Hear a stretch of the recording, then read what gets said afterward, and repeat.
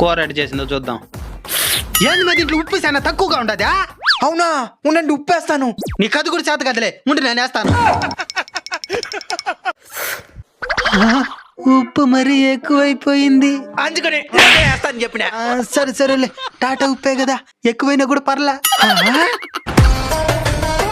అన్నా రారా లోపలికి రా.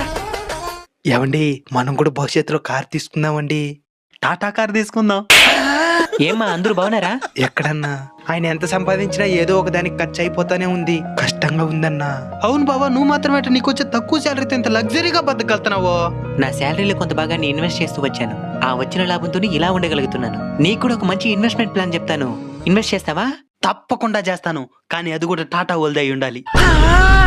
అయితే నీకోసం టాటా ఏఏఏ వాళ్ళు లాంచ్ చేసిన మల్టీ క్యాప్ ఆపర్చునిటీస్ ఫండ్ సిద్ధంగా ఉంది.